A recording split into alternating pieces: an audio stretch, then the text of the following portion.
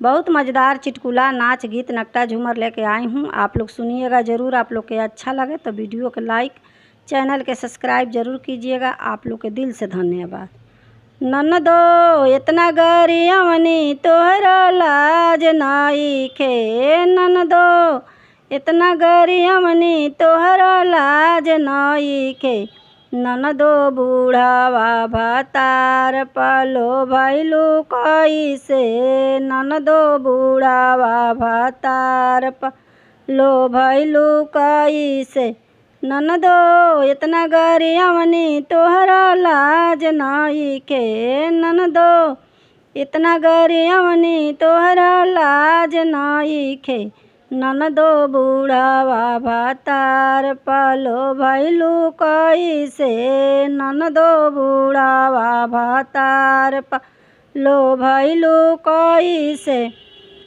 16 के उमरिया में करेलू सिंगार हो, 16 के उमरिया में करेलू सिंगार हो। मन कइले पर तू त मानत नइखू, मन कइले पर तू त मानत नइखू।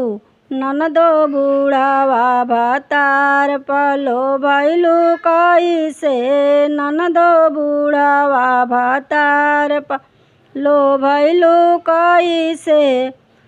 16 के उमरिया में करेलू सिंगार हो, 16 के उमरिया में करेलू सिंगार हो। मन कइले पर तू त मानत नइखू, मन कइले पर तू त मानत नइखू। ननदो बूढ़ावा भातार पलो भइलू कइसे, ननदो बूढ़ावा भातार पलो भइलू कइसे। इतना गरियवनी तोहरा लाज नइखे, ननदो इतना गरियवनी तोहरा लाज नइखे। ननदो बूढ़ावा भातार पलो भइलू कइसे, ननदो बूढ़ावा भातार पलो भइलू कइसे। ननदो इतना गरियवनी तोहरा लाज नइखे, ननदो इतना गरियवनी तोहरा लाज नइखे।